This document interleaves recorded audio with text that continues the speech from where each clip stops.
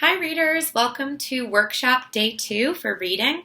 Today is an exciting day because we are starting our mentor text, which is Number the Stars by Lois Lowry. Again, this is historical fiction, so I want to remind you that readers of historical fiction, they read analytically, they study parts that clue them into facts, feelings, or setting. You saw me do some of that work yesterday. But today I want to teach you that when you're reading a complex text, you also need to fit the pieces together. And what I mean by that is really think about the 5 W's, the who, the what, where, when, why. So who's in the story, where does it take place, why is this important? So we are going to start reading Number the Stars today. I also want to give a quick shout out. There's a few of you. For example, Noah, I know that you're reading about Anne Frank. You'll be able to make a lot of text-to-text connections. Atiba also wrote about World War II and some of you others. So keep up the good work. Make sure you keep researching. You guys have Brain Pop as a resource. And feel free to reach out with any questions. So today, as I'm reading, because it's the beginning of the story, I do want you guys to be thinking about the 5 W's. And when you're orienting yourself to a new text, you definitely read the back. And right away, you're going to hear who and where and when. It is 1943, and for Anne-Marie Johansson, life in Copenhagen is a complicated mix of ordinary home and school time, food shortages, and the constant presence of Nazi soldiers. Bravery seems a vague virtue, one possessed by dragon-slaying knights in the bedtime stories, as she tells her younger sister, Kirsty. As the German troops begin their campaign to relocate all the Jews of Denmark, so Jews, the Jewish people, to Denmark, the Johanssons take in Anne-Marie's best friend, Ellen Rosen, and pretend that she is part of the family. The girls live like sisters until it becomes clear something more needs to be done to save Ellen, her family, and the Jews of Denmark. Okay, so already listed about 3 to 4 characters. We know that it takes place in Copenhagen in Denmark. So we are going to get started. So we're going to read chapter 1. Chapter 1 is called, Why Are You Running? I'll race you to the corner, Ellen. Anne-Marie adjusted the thick leather pack on her back so her school books balanced evenly. Ready? She looked at her best friend. Ellen made a face. No, she said, laughing. You know I can't beat you. My legs aren't as long. Can't we just walk like civilized people? She was a stocky 10-year-old, unlike lanky Anne-Marie. So I'm going to stop for a second because I'm already kind of learning about the characters, and if I have my notebook or Post-its, I want to kind of jot down some notes that are going to help me understand what I'm reading. So right away I know that these 2 girls are best friends. So I'm going to write a little note to myself. And we know that Anne-Marie loves running. We know that she's stocky. I'm sorry, no. Anne-Marie is, let me go back, use some text details. Let me see. Oh, yeah. She's stocky. She's lanky, I mean. Lanky. And Ellen does not like running. And she is stocky. So as I'm reading, I'm really paying attention to the characters. So that will help me understand more. So always jot down notes while you're reading. We have to practice for the athletic meet on Friday. I know I'm going to win the girls' race this week. I was second last week, but I've been practicing every day. Come on, Ellen, Anne-Marie pleaded, eyeing the distance to the next corner of the Copenhagen street. Please. Ellen hesitated, then nodded and shifted her own rucksack of books against her shoulders. Oh, all right, ready, she said. Go, shouted Anne-Marie, and the 2 girls were off, racing along the residential sidewalk. Anne-Marie's silvery blonde hair flew behind her, and Ellen's dark pigtails bounced against her shoulders. If I'm thinking about characters' features, I would say Anne Marie has blonde hair, Ellen has dark hair. This might be important later in the book. "Wait for me," wailed little Kirsty, left behind, but the two older girls weren't listening.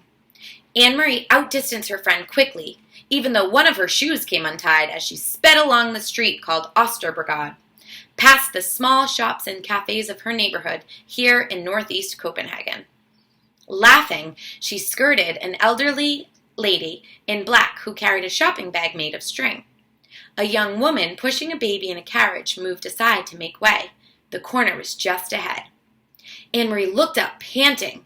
Just as she reached the corner, her laughter stopped. Her heart seemed to skip a beat. "Halt!" the soldier ordered in a stern voice.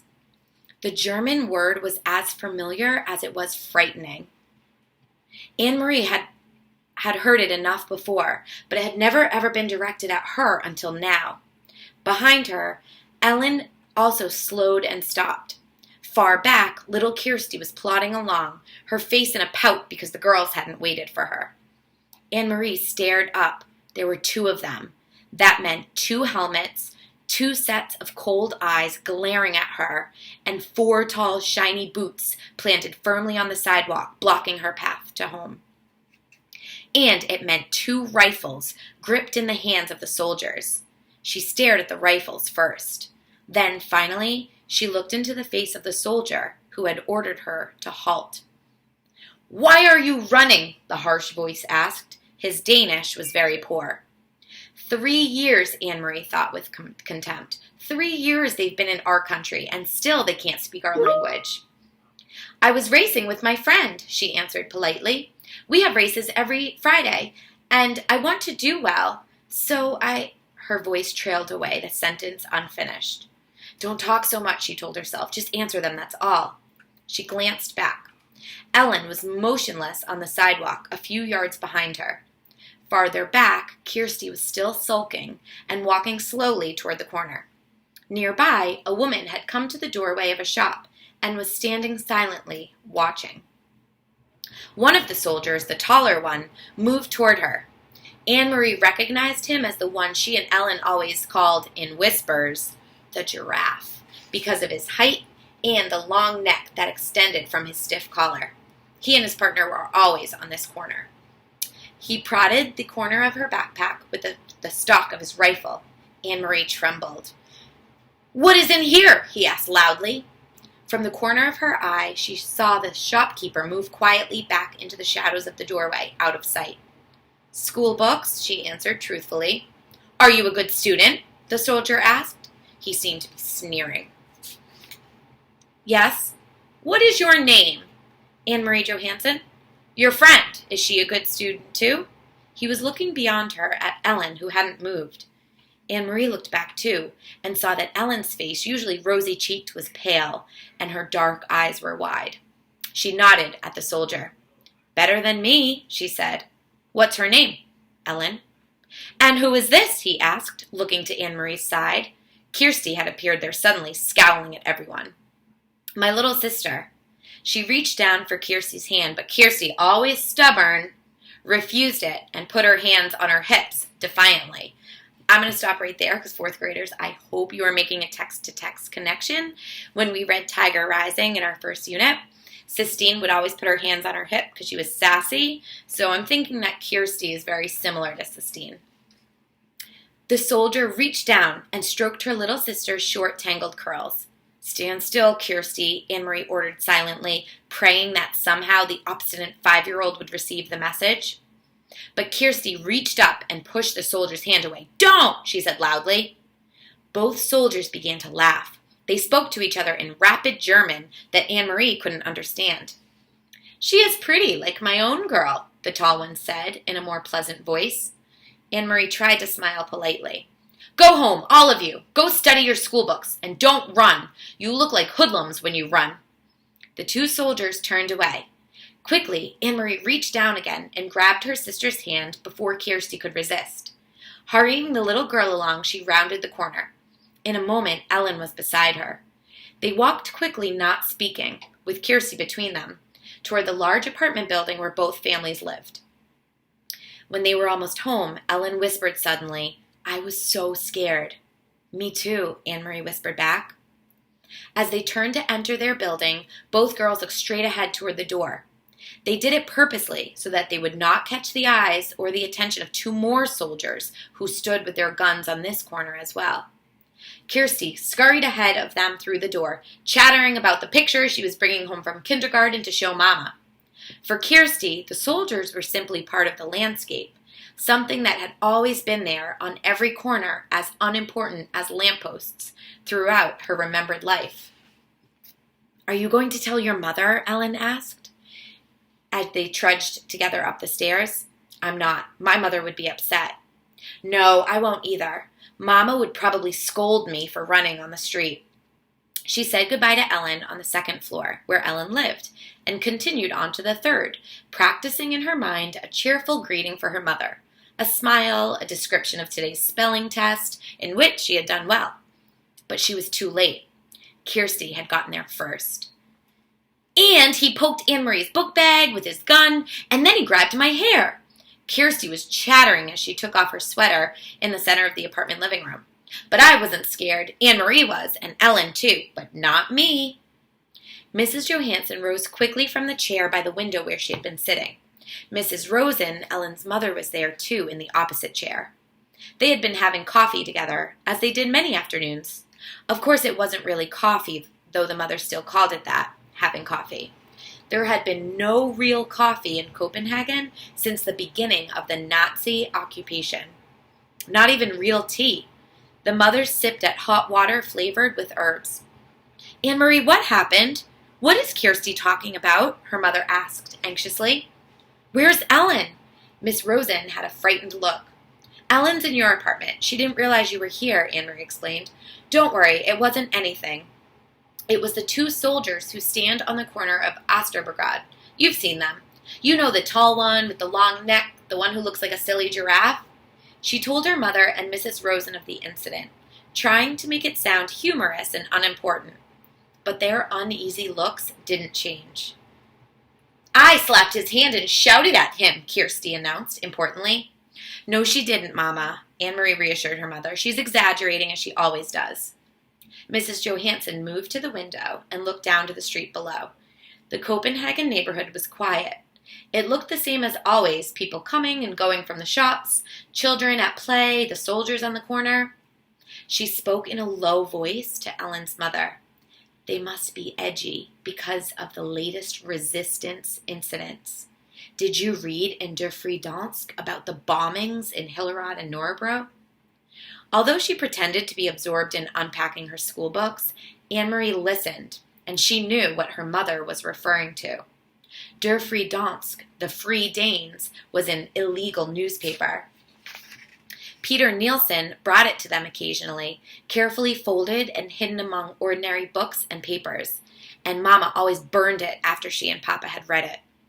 But Anne-Marie heard Mama and Papa talk, sometimes at night, about the news they received that way.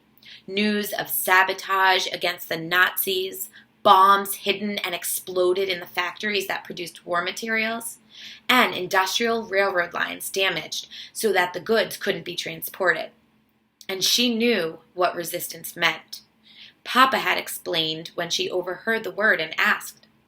The resistance fighters were Danish people. No one knew who because they were very secret, who were determined to bring harm to the Nazis however they could. They damaged the German trucks and cars and bombed their factories. They were very brave. Sometimes they were even caught and killed. "I must go and speak to Ellen," Mrs. Rosen said, moving toward the door. "You girls walk a different way to school tomorrow. Promise me, Anne-Marie, and Ellen will promise too." "We will, Mrs. Rosen. But what does it matter? There are German soldiers on every corner." "They will remember your faces," Mrs. Rosen said, turning in the doorway in the hall. "It is important to be one of the crowd always. Be one of many. Be sure that they never have reason to remember your face." She disappeared into the hall and closed the door behind her. "He'll remember my face, Mama," Kirsty announced happily, "because he said I look like his little girl. He said I was pretty." "If he has such a pretty little girl, why doesn't he go back to her like a good father?" Mrs. Johansson murmured, stroking Kirsty's cheek. Why doesn't he go back to his own country? Mama, is there anything to eat? Anne-Marie asked, hoping to take her mother's mind off of the soldiers. Take some bread and give a piece to your sister. With butter? Kirsty asked hopefully. No butter, her mother replied. You know that. Kirsty sighed as Anne-Marie went to the bread box in the kitchen. I wish I could have a cupcake, she said. A big yellow cupcake with pink frosting. Her mother laughed. For a little girl, you have a long memory, she told Kirsty. There hasn't been any butter or sugar for cupcakes in a long time, a year at least. When will there be cupcakes again? When the war ends, Mrs. Johansson said. She glanced through the window down to the street corner where the soldiers stood, their faces impassive beneath the metal helmets. When the soldiers leave. Okay. And that is the end of chapter 1. I'm going to put a little bookmark and we'll get ready for chapter 2 tomorrow. So I want to just kind of quickly think aloud, thinking about fitting the pieces together. We know that this story takes place in Copenhagen. I want you guys to look at a map and see where that is in Denmark, in Europe. We know that we have Anne-Marie and Ellen, the two best friends. We know we have silly little Kirsty. So we have the where. We know the when. It's in 1943 during World War II. And there's a lot of important things happening. The soldiers are on the streets. Yesterday we talked about the mood and the tone. Even though it's not scary yet, you can kind of tell that some trouble is brewing because of the soldiers everywhere. The soldiers are holding guns. So I'm going to post your assignment for after you watch this video, but in your historical fiction book that you're reading, I want you guys to jot down the who, the what, the where, the when, and the why. I'm going to have you actually type out this response, so I'm not going to require a video or a voice recording, but I am going to require a written out response. So I'll be a little more specific in the directions with you guys. But yeah, I'm looking forward to reading the rest of this text. It's a really, really great book. I think you guys will really enjoy it. All right, I'll see you soon. Bye.